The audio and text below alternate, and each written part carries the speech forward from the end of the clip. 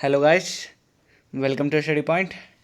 तो जैसा कि हमने बोला था कि जैसे ही हमें टाइम मिलेगा हम आपके लिए जल्दी से बनाने की कोशिश करेंगे सेट वन का क्वेश्चन पेपर के आंसर। तो हम हाजिर हैं आपके लिए। तो ये जो वीडियो है इसको मैं टाइटल दिया है वेरी वेरी इंपॉर्टेंट। भाई सही बात है ना, क्वेश्चन पेपर की वीडियो बनाएंगे तो हमने इंपॉर्टेंट तो है ना, तो वेरी वेरी इंपॉर्टेंट वीडियो। तो मैं क्वेश्चन पेपर सॉल्व करने से पहले आपको कुछ बातें बता देता हूँ कि ये जो क्वेश्चन पेपर मैं सॉल्व करने जा रहा हूँ ये BRL 01 का है। BRL 01 BBARL के अंदर। BBARL मतलब bachelor of business administration in retailing, और BRL 01 बुक कोड है BRL 01 BBAR का, bachelor of business administration retailing, जिस बुक का नाम है ओवरव्यू ऑफ रिटेलिंग। मतलब BRL 01 बुक है ना, उसका नाम है BRL 01 का बुक का नाम है ओवरव्यू ऑफ रिटेलिंग। देखो मैंने लिख दिया क्वेश्चन पेपर 2016, मतलब जो 2016 में क्वेश्चन जो आए थे, क्वेश्चन पेपर जो आया था दिसंबर सेक्शन का।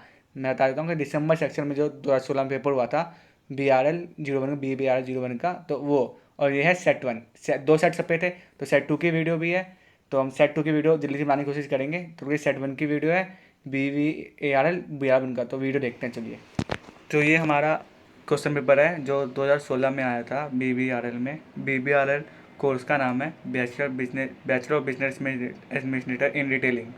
तो ये है, मैंने कहा था BRL 01 का बनाऊंगा क्योंकि हमने लगभग BRL 01 की बुक की चैप्टर कंप्लीट कर दिया है। जैसे ही हम BRL 02 की बुक भी चैप्टर कंप्लीट कर देंगे वीडियो, तो फिर मैं उसका भी क्वेश्चन पेपर का बनाऊंगा। तो ये क्वेश्चन पेपर 2016 में पूछा गया था। मैं आपको दिखाता हूँ, सब्जेक्ट कोड भी लिखा हुआ है, ऐसे ही आप देख सकते हैं। ये रहा BRL 00 देख सकते हैं आप। और इसका कोड है जो BRL 001, ये रहा ओवरव्यू ऑफ रिटेलिंग। ठीक है, इसका कोड है ओवरव्यू ऑफ रिटेलिंग, ये रहा बुक का नाम। और जो हमारा सेट वन है, ये सेट वन है, सेट टू भी छपा है, तो सेट वन का कोड ये रहा 00195। ये हमारा सेट वन का कोड है। तो सेट टू है ना, तो सेट टू भी मैं जल्दी से बनाने की कोशिश करूँगा। तो पहले हम सेट वन को कंप्लीट करते हैं, ठीक है। तो हम चलो सेट वन में देखते हैं कि सेट वन में क्या क्या पूछा गया था। तो एक मिनट हटाता हूँ मैं इसको। हाँ, तो ये था। तो सबसे पहले देखिए क्या था इसमें, देखते हैं पहले क्या क्या था इसमें, इंट्रोडक्शन क्या क्या दे रखते हैं पेपर देने से पहले।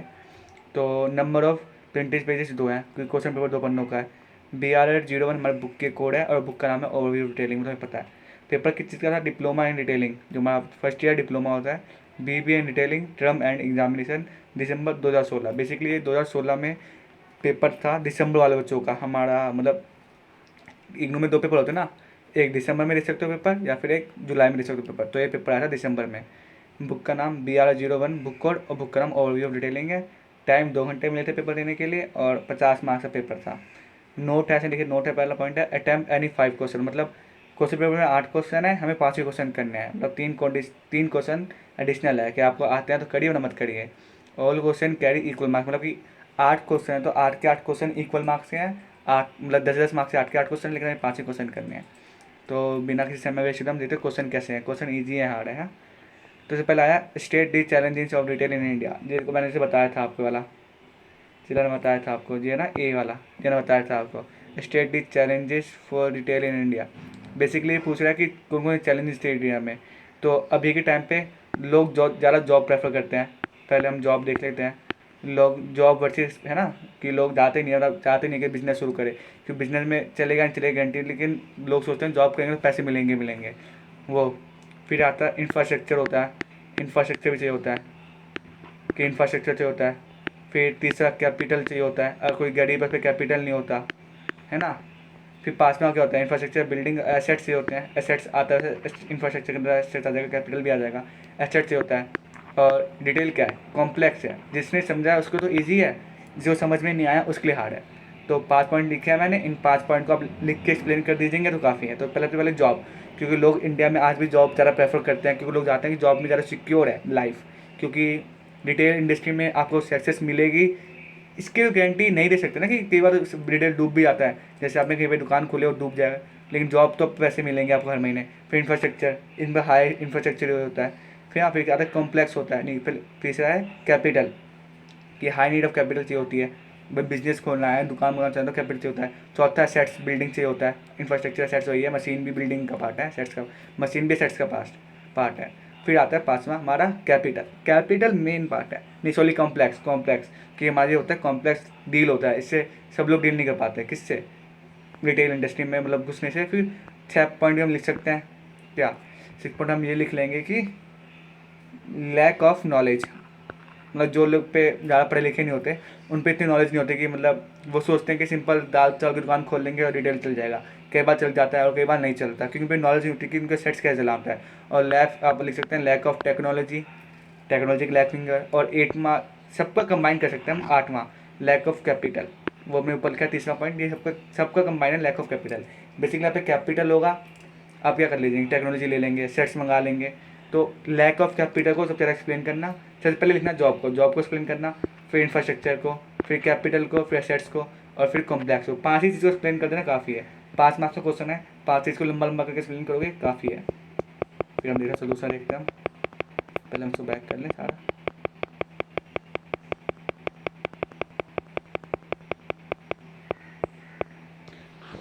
तो हम जैसे अब मैंने कंप्लीट कर दिया हमारे ए, तो अब देखते हैं 1 का बी। बेसिकली बी क्या है? बी पढ़ते हैं, देखो compare and contrast the store एसेसिटी मैक्सिस of convenience store, traditional supermarket and hypermarket. तो बेसिकली जो क्या है, जो कॉन्ट्रास्ट और कंपेयर पूछ रहा है, तो मैं आपको एक आइडिया देता हूँ। अगर आपको आइडिया अच्छा लगे ना तो आप अपनी लाइफ में भी इंप्लीमेंट कर सकते हैं।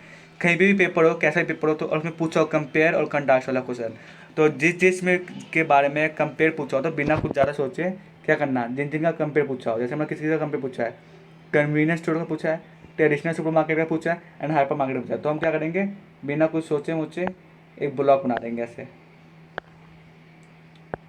एक ब्लॉक ऐसा और एक ब्लॉक ऐसा, एक ब्लॉक ऐसा और एक ब्लॉक ऐसा, क्योंकि 3 चीज़ें पूछा है। पहला कन्वीनियंस स्टोर, तो हम लिखेंगे CS, आप पूरे लिखना कि मोबाइल पर जगह कम है और दिखा रहा हूँ आपको। Convenience store. दूसरा है क्या? ट्रेडिशनल, दूसरा है ट्रेडिशनल मार्केट है ना, दूसरा है ट्रेडिशनल सुपर मार्केट, ट्रेडिशनल गट्टी सुपर मार्केट। और तीसरा क्या है? Hyper market. आप पूरा लिखना हो तो मैं ऐसे बता रहा हूँ आपको थोड़ा सा एग्जांपल के लिए, ऐसे करना। तो हम करेंगे स्टार्टिंग कैसे, दुकान में स्टार्टिंग कैसे होती है, तो पहले होता है जो स्टार्टिंग होता है, सबसे पहले क्या करेंगे, सबसे पहले टाइम में देखते हैं कि आप दुकान जा रहे हो, फिर टाइमिंग है नहीं। कन्वीनियंस स्टोर क्या होता है? घर के पास होता है बिल्कुल खुले हुए, जहाँ पे आप समझ रहे हो जो टाइम सेविंग होता है। ट्रेडिशनल सुपर मार्केट घर के आसपास नहीं खुले थे। ट्रेडिशनल में पहली बात तो ट्रेडिशनल जब हम गए थे तो ट्रेडिशनल जो सुपर मार्केट्स होते हैं वो बिल्कुल घर के आसपास नहीं होते, तो अभी हम लिखेंगे TS टाइम सेविंग के लिए। और हाइपर मार्केट घर के पास नहीं होते, हाइपर मार्केट की फिक्स जगह होती है और वो सब लोग घर के पास नहीं हो सकता, मतलब जो हाइपर मार्केट के आसपास रहते होंगे उनके घर के पास, लेकिन उस एरिया से दूर रहते होंगे उसके लिए दूर होगा उस टाइम सेविंग। तो हमारा जो कंज्यूमर मतलब कन्वीनियंस स्टोर है वो टाइम सेविंग है। ट्रेडिशनल सुपर मार्केट है, टाइम सेविंग नहीं कह सकते इसको हम। हाइपर मार्केट टाइम सेविंग नहीं कह सकते हम। तो ऐसा मत दिखाना, आप इसको टाइम सेविंग लिखना फिर उसको एक्सप्लेन करना, टाइम सेविंग लिखना फिर इसको एक्सप्लेन करना, फिर टाइम सेविंग लिखना फिर इसको एक्सप्लेन करना। फिर दूसरा लिख देंगे कन्वीनियंस स्टोर, मतलब इसमें देखेंगे लैक ऑफ गुड होता है, इसमें किसमें लैक ऑफ गुड होता है, किसमें? कन्वीनियंस स्टोर, मतलब ज़्यादा सामान नहीं होता है। ट्रेडिशनल सुपर मार्केट में भी गुड्स होते थे, क्योंकि वो ट्रेडिशनल है, देख लीजिए उसमें ज़्यादा गुड नहीं होते थे, लेकिन जो हाइपर मार्केट है इसमें ज़्यादा गुड होते हैं। क्या लैक ऑफ गुड्स ना, तो इसमें लैक ऑफ गुड होता है, सही है। इसमें आप क्या होगा मीडियम है, मतलब होते भी थे नहीं होते थे, क्योंकि ट्रेडिशनल है कि ट्रेडिशनल में ज़्यादा सामान नहीं होते थे ट्रेडिशनल सुपर मार्केट, लेकिन अब जो ट्रेडिशनल सुपर मार्केट चले जा रहे हैं उसमें ज़्यादा सामान आते हैं, तो आप इसको एक्सप्लेन कर सकते हो। हाइपर मार्केट में लैक ऑफ गुड्स होता ही नहीं है, मतलब इसमें तो पूरा सामान भरा ही होता है। हाइपर मार्केट होता है एग्जाम्पल मॉल देख लो आप, इतने बड़े होते हैं, सारा सामान भरा होता है इसके अंदर, पहले से एक्स्ट्रा स्टॉक रखा होता है लोगों पर, स्टॉक की कमी नहीं होती। फिर आता है कन्वीनियंस स्टोर में प्राइस, इसके प्राइस कम होते हैं थोड़े से। और फिर ट्रेडिशनल सुपर मार्केट्स के भी थोड़े प्राइस थोड़े से ज़्यादा, क्या मीडियम कह लो इसको भी। और जो हाइपर मार्केट के प्राइस होते हैं वो हाई होते हैं, क्योंकि आपको क्या प्रोवाइड कर रहा है, अच्छे फैसिलिटी प्रोवाइड कर रहे हैं, AC प्रोवाइड कर रहे हैं, ये प्रोवाइड कर रहे हैं, वो प्रोवाइड कर रहे हैं, तो उन सबको चार्जेस लेते हैं। हाँ, ये कन्वीनियंस स्टोर स्टोर लोकेशन में कैसे स्टोर वॉल्यूम में थोड़े छोटे होते हैं, ठीक है। और ये traditional super market store volume में थोड़े से मीडियम साइज़ के होते हैं, और जो हाइपर मार्केट और स्टोर वॉल्यूम में बहुत ज़्यादा बड़े होते हैं। अब बताता हूँ स्टोर वॉल्यूम क्या होता है। स्टोर वॉल्यूम होता है कि वो कितने एरिया में फैला हुआ है, उस पर कितना, ठीक है ना, कितना एरिया है, कितनी लैंड है, कितना हुआ है। और फिर पॉइंट आप लिख सकते हैं रिसोर्सेज कितने, इस पर रिसोर्सेज कम होते हैं, किस पे? कन्वीनियंस स्टोर के पास। और ट्रेडिशनल स्टोर मार्केट में कन्वीनियंस मतलब रिसोर्सेज बीच में होते हैं, मीडियम होते हैं। और जो हमारा 5 पॉइंट है हाइपर मार्केट के लिए मतलब इस पर रिसोर्सेज बहुत ज़्यादा रिसोर्सेज होते हैं, क्योंकि इस पर कैपिटल की कुछ कमी नहीं होती। तो जैसे आप 5 पॉइंट लिख लेंगे, डिफेंस कर देंगे, कॉलेज में हो ना, तो ये थोड़ा ना कि डिफेंस करके लिख दिया छोड़ दिया, फिर समरी लिखेंगे सबका। हम लिखेंगे कन्वीनियंस स्टोर की समरी लिखेंगे, फिर ट्रेडिशनल स्टोर की समरी लिखेंगे और हाइपर मार्केट की समरी लिखेंगे। सीक्वेंस से लिखेंगे, पहले बॉक्स बनाएंगे, डिफरेंस कर देंगे, फिर इसकी समरी लिखेंगे। और जो जो हमने पॉइंट लिखे ना मतलब बॉक्स के अंदर, उसी पॉइंट को एज समरी में एज सेंटेंस दिखा देंगे कि पहले लिखेंगे कन्वीनियंस स्टोर का ऐसे टाइम सेविंग होता है, लैक ऑफ गुड होता है, हाँ साइज़ छोटी होती है, वॉल्यूम कम होता है, रिसोर्सेज कम होता है। फिर लिखेंगे ट्रेडिशनल सुपरमार्केट का कि लैक ऑफ टाइमिंग होता है, इसमें बिक्री से दूर होता है, इन पे गुड मीडियम लेवल में होते हैं, ज़्यादा भी होते हैं, कम भी नहीं होते हैं, इनकी प्राइस भी बीच में होती है, ना ज़्यादा होती है ना कम होती है, इन पे रिसोर्सेज बीच में होते हैं, ज़्यादा कम होते हैं। फिर हाइपर मार्केट में इसमें टाइम सेविंग नहीं होता लेकिन गुड ज़्यादा होते हैं, प्राइस ज़्यादा लेते हैं ये लोग क्योंकि बड़ा सामान है, इन पर रिसोर्सेज की कमी नहीं होती, इनका एरिया बहुत बड़ा होता है। जिस समरी बना के ऐसे लिख देंगे। तो ठीक है, इसको ऐसे करना है, उसको हटाता हूँ इसको जल्दी से मैं, फिर आप देखेंगे अगला क्वेश्चन। 1 मिनट रुको ना क्योंकि टाइम लगेगा, जितना आवाज़ लिखेगा उतना हमारा पैक होना पड़ता है।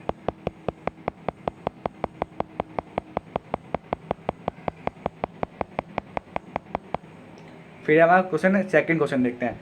सेकंड क्वेश्चन क्या करें, चलो देखते हैं। Explain the factor that's affect the retail consumer buying behavior. Also explain the influence situation variable on buying decision with the help of example. तो ये क्वेश्चन देखो क्या है, ये क्वेश्चन दिमाग से खेल रहा है हमारे।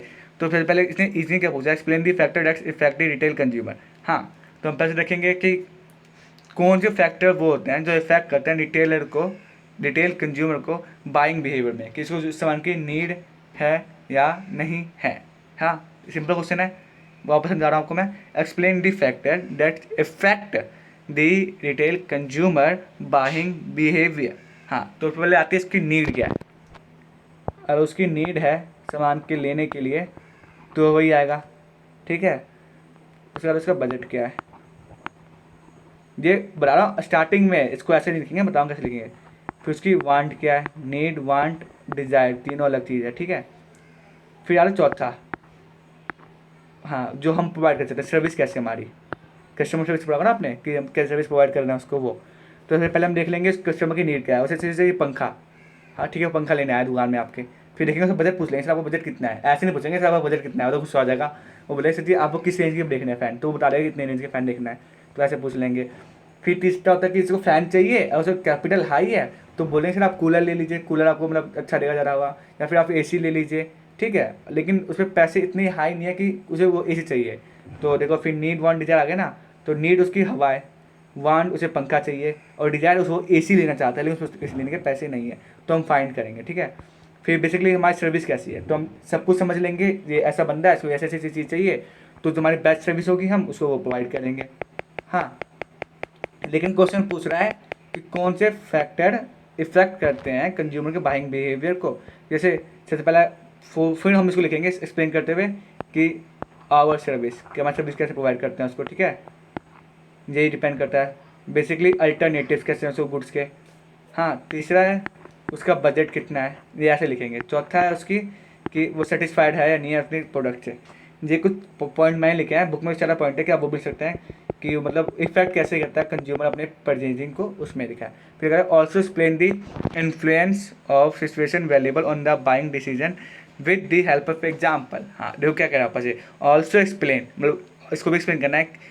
हाँ मतलब द इन्फ्लुएंसर, जो हम द सेल्समैन को इन्फ्लुएंसर कह रहे हैं यहाँ पे, ऑफ द सिचुएशन वेरिएबल और buying decision with the help of example. क्या हमने से कैसे मतलब कैसा एक बंदा जो दुकान में जो नीड थी पंखे की, उसको हमने कैसा मतलब किस में बायर में कन्वर्ट किया, एक एग्जाम्पल के साथ समझा दो, ठीक है। हाँ, तो ये एक्सप्लेन, बेसिकली वो दुकान में आया, हाँ शॉप में एंटर किया, हमने ग्रीड किया। ग्रीड मतलब होता है कि उसे गुड मॉर्निंग गुड इवनिंग करना। हाँ, जैसे गर्मी का टाइम है तो वाटर के लिए पूछ लेना, और ठंडी का टाइम है तो मतलब इतनी बड़ी दुकान तो है नहीं कि चाय कॉफ़ी पूछ लेंगे। वैसे चाय कॉफ़ी पूछते हैं गा के दुकान में, जैसे पंखा लेना है तो उतनी बड़ी दुकान तो होगी नहीं सर आप चाय पीएंगे ये पीजेंगे, ऐसा भी नहीं पूछ सकते हम। तो ठीक है, फिर ग्रीड करना, सर्विस प्रोवाइड करना जो आपकी है, फिर उसकी नीड को डिस्कवर करना, उसकी नीड क्या है, अल्टरनेटिव शो करना, गुड शो करना, जो ठीक है ना, सब कुछ बता के मतलब एक गुड दिखाना है। जैसे हमने दिखा दिया बजाज का फ़ैन, हाँ, और उसे हम अल्टरनेटिव भी दिखा देंगे। सर बजाज का फ़ैन के जब हैवल्स का फ़ैन भी है, ये इनका फ़ैन है, जितने में इतना प्रोवाइड कर रहा है, इतने में इतना प्रोवाइड कर रहा है, ठीक है। तो हम ये करेंगे जब हम देख लेंगे ना कि मतलब बंदा खुश है, बंदा राज़ी है कि सामान लेने के लिए। जैसे ए बंदा आया सामान लेने, वो बंदा खुश है सामान लेने से हमारे से, तो हमसे उसे बोलेंगे सर आप ये भी ले सकते हैं। मतलब जैसे एग्जाम्पल, सर आप फ़ैन ले जा रहे हैं तो आप मतलब अब नया वो आया है कि आप फ़ैन में लाइट भी ले सकते हैं, फ़ैन का रिमोट भी ले सकते हैं, क्योंकि आप फ़ैन को फिर अपने रिमोट से कंट्रोल कर पाओगे। अगर आपको मतलब आलसी बना रहा है तो आप बिस्तर से उठ जाते हैं, फ़ैन कंट्रोल चला दो रिमोट से, तो ये वाला फ़ैन अच्छा है, इसको आप रिमोट से कंट्रोल करवा लोगे, फिर आप रिमोट से ही बंद कर लोगे। तो हमने इसमें क्या किया, हमने इसमें सेल इंक्रीज़ कर ली अपनी बिना बताए। वो बंदा बस फ़ैन लेने आया था, हमने सर फ़ैन का रिमोट भी बेचा है, फ़ैन वाला रिमोट बेचा है, क्योंकि अब फिर अब अपने मतलब उसको हमने बता दिया कि सर आपको फ़ैन चाहिए तो फ़ैन वाला रिमोट भी ले जाइए ना, आपको फ़ायदा होगा, आपको बिस्तर से उठना नहीं पड़ेगा, आपको नींद आ रही तो आप उसकी स्पीड कम तेज़ कर पाओगे फ़ैन को, मतलब बैठे बैठे बिस्तर से। तो हमने क्या किया, उसको हमने उसकी इंपॉर्टेंस बता दी, किसकी, उस रिमोट की और फ़ैन की। तो इससे क्या हुआ, वो बंदा उसकी तरफ इन्फ्लुएंस हो गया, इससे हमने सेल भी इंक्रीज़ करवा ली। वही तो पूछा था क्वेश्चन में। Also the influence of the situation valuable to the buying decision, हमने बाइंग डिसीजन में कैसे इन्फ्लुएंस किया, किसके, कस्टमर के, जो कस्टमर आया। हमने तो सामान को बेच दो, सामान चाहिए था, लेकिन हमने ऐसा सामान बेच दिया, हमने ऐसा इन्फ्लुएंस कर दिया। सोचो फिर यही था। फिर तीसरा क्वेश्चन क्या था, तीसरा क्वेश्चन देखते हैं हम।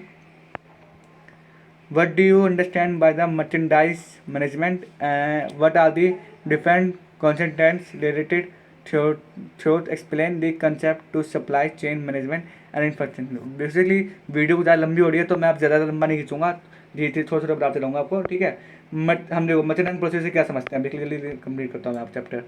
मर्चेंडाइज प्रोसेस होता है कि सामान को लाना, मतलब कहाँ से, वेंडर से, उसको मतलब शॉर्ट लिस्ट करना, छोटे छोटे में बांटना, और सामान लाने से पहले ये देखना कि सामान की मतलब हमें वो ऑलरेडी वेंडर, दूसरे वेंडर कितने प्रोवाइड कर रहे हैं, और जो सबसे सस्ते में सबसे सब कुछ प्रोवाइड करेगा वो, फिर उसे दुकान में लाना और उसकी सवाइज मतलब शॉर्ट लिस्ट करके सामान को छोटा छोटा करके कम दामों में, मतलब कम दामों में, हाँ, क्योंकि सामान ज़्यादा लाओगे फिर से कम करोगे, फिर कम दामों में कस्टमर को बेच देना, ठीक है। मर्चेंडाइज प्रोसेसिंग पूरा ये होता है बेसिकली, इतना लंबा होता। उसके बाद आता है हमारा what are the different consideration related to, ठीक है, explain the concept and the supply chain management, basically यही होता है।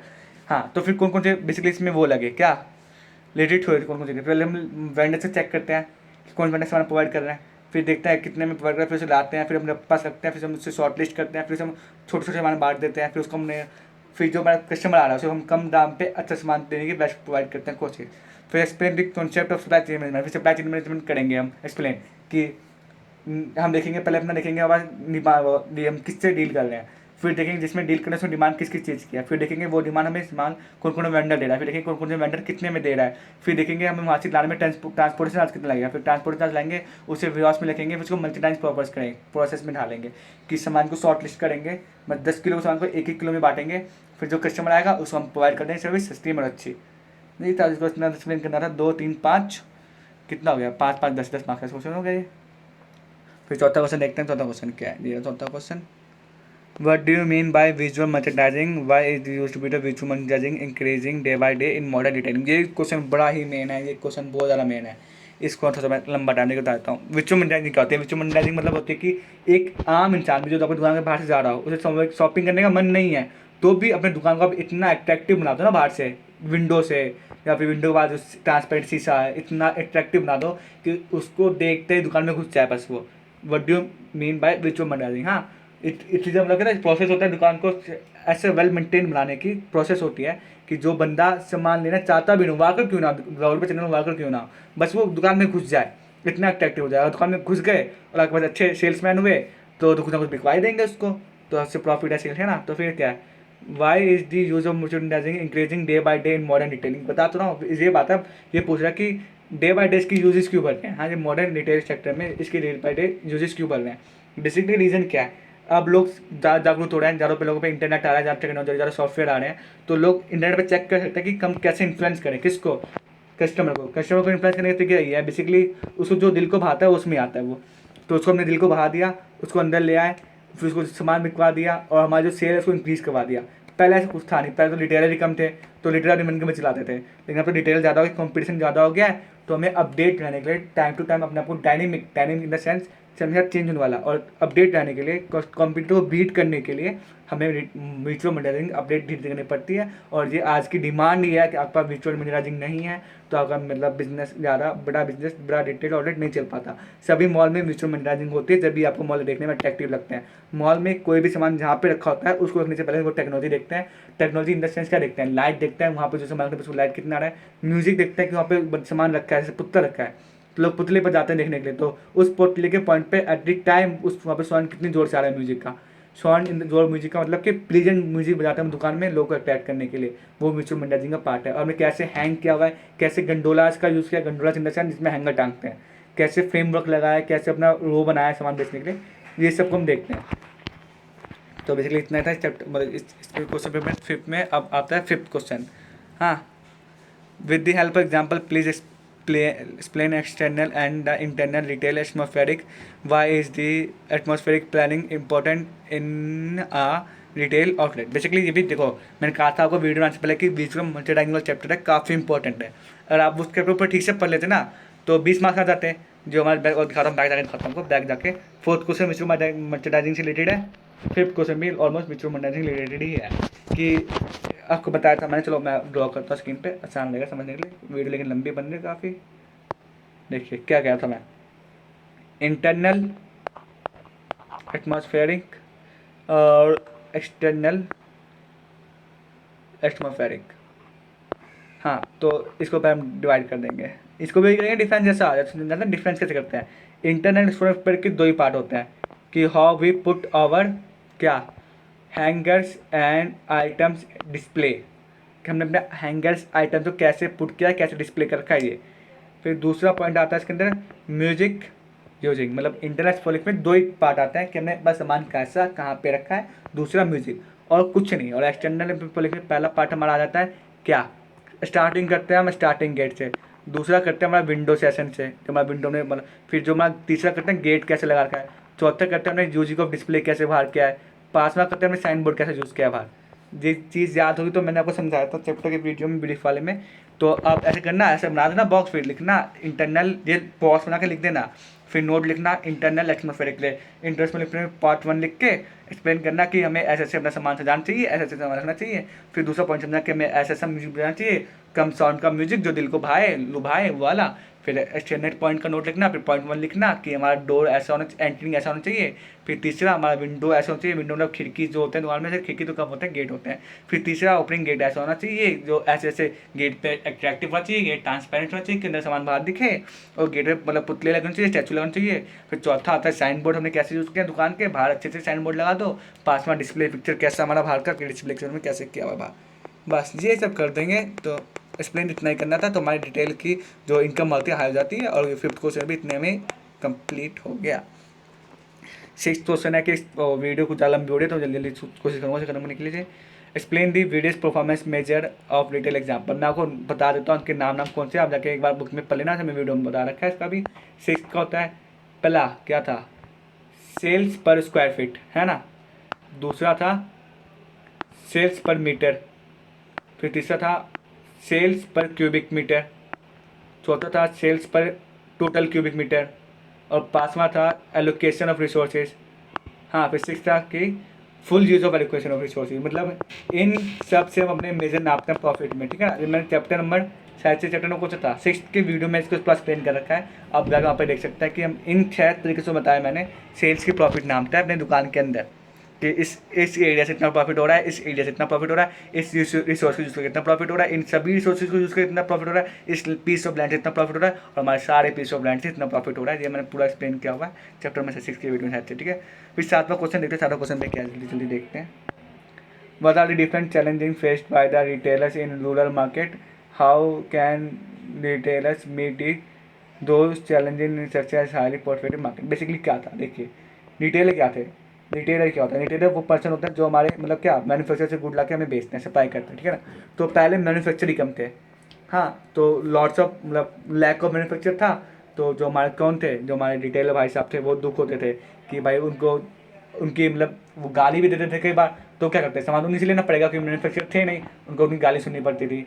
ये पहला पॉइंट हो गया हमारा। हाँ, फिर दूसरा पॉइंट हम क्या ले लेंगे कि मैन्युफैक्चर अपनी मन की चलाते थे, अपने मन का सामान प्रोड्यूस करते थे, अपनी मन की मतलब प्राइस रखते थे।